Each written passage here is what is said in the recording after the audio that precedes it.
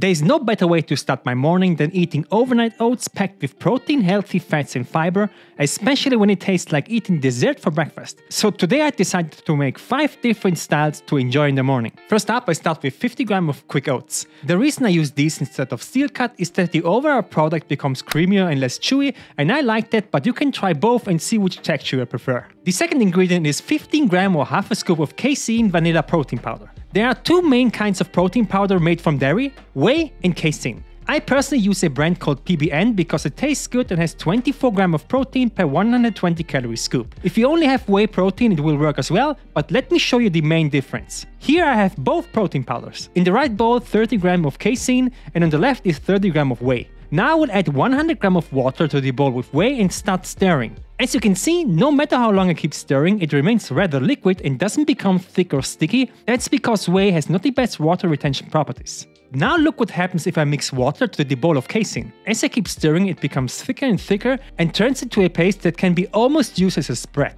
And this will happen with your oats as well. If you use Casein, it will become super creamy and thick, while the whey will remain more liquid. That is also the reason why baking dishes with Casein tend to be juicier than with whey. It retains more moisture. The third basic ingredient is 150 grams of non-fat Greek yogurt. This is an exceptional good protein source. 100 grams has 60 calories and 10 grams of protein, while regular plain yogurt has less than half the amount of protein. And these 3 build the base for all of my overnight oats I make. They come in with 329 calories and 33 grams of protein. All you gotta do next is to add flavor and also some healthy fats. So the first recipe will start with adding the oats, half a scoop of protein and Greek yogurt into a bowl, and I will also add a pinch of salt. This might look odd, but salt enhances the flavor of everything.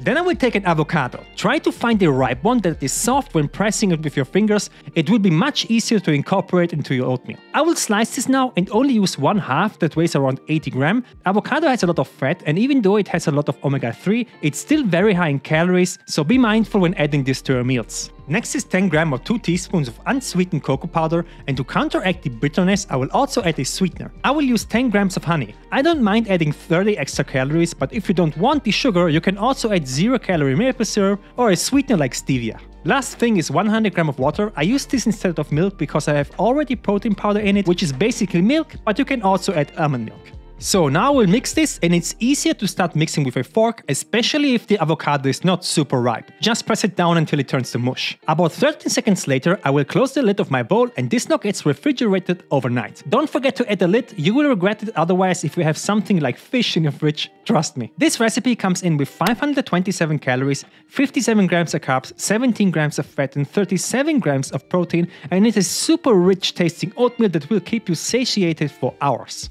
Next up is a recipe that I call apple pie. I will start with placing a bowl on a scale, adding 50 grams of oats, 15 grams of Casein, 150 grams of non-fat Greek yogurt, and a pinch of salt. This time I will add in 150 grams of unsweetened applesauce. This particular one has 50 calories for 100 grams of sauce. Next is 1 serving of powdered peanuts. This is called PB2. Basically, this is the same as regular peanut butter, with the difference that all of the peanuts get most of the fat removed after grinding, making them slightly lower in calories and also high in protein than regular peanut butter. You can find this on Amazon, link is in the description. So 13 grams goes into my bowl, followed up by a generous amount of cinnamon, about half a teaspoon. This is the perfect spicing combination with apples and dairy in my opinion. This time I will also add in 50 grams of water because the applesauce is already quite liquid. Give it a good mix for around 30 seconds or so. Don't forget the lid and put this into the refrigerator overnight.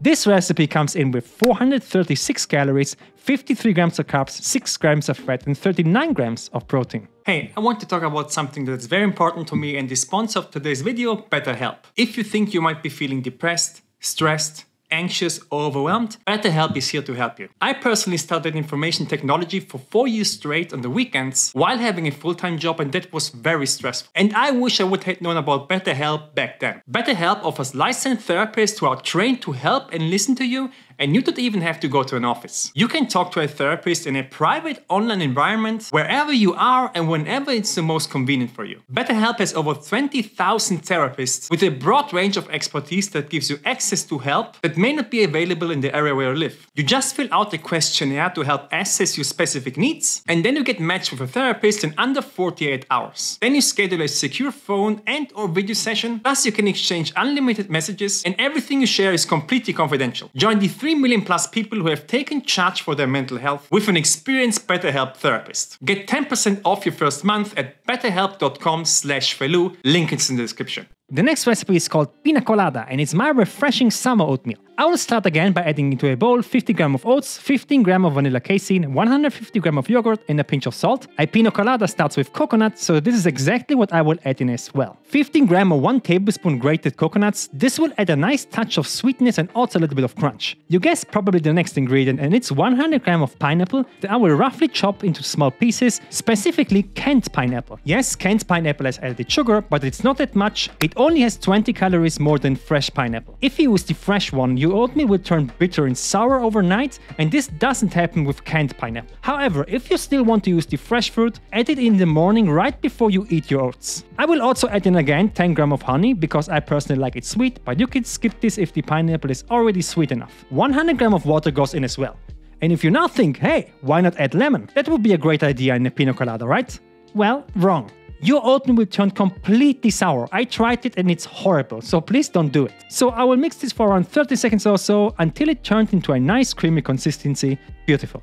This recipe comes in with 526 calories, 64 grams of carbs, 14 grams of fat and 34 grams of protein. Don't forget to close the bowl before refrigerating overnight. The next recipe reminds me of carrot cake. I will once again add oats, casein, yogurt and salt, and now I will add about 50 grams of grated carrots. Some groceries sell already grated carrots in bags, which would be perfect, but if you can find this, you can also simply peel one carrot and then use the smallest holes on your grater. You will need only about half of the carrot. This will take you about a minute or so, but hey, at least you get an additional arm workout in.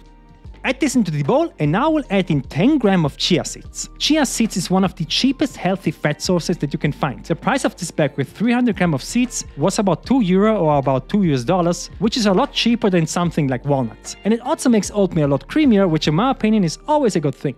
To add a little kick, I will also add dried ginger. About half a teaspoon is enough. You can skip this and add something like a teaspoon of vanilla extract if you want.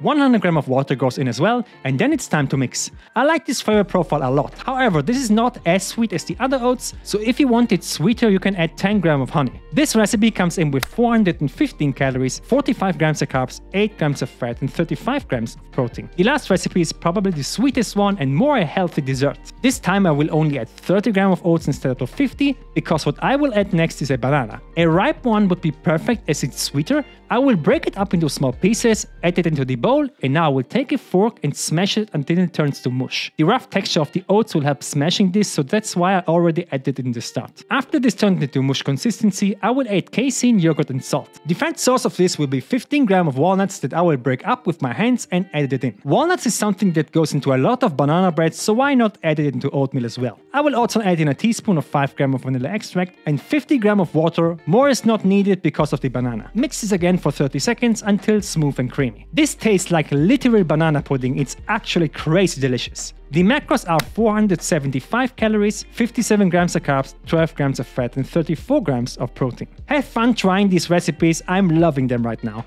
Click on this video to see how you can make 3 kinds of pudding oats and see you there.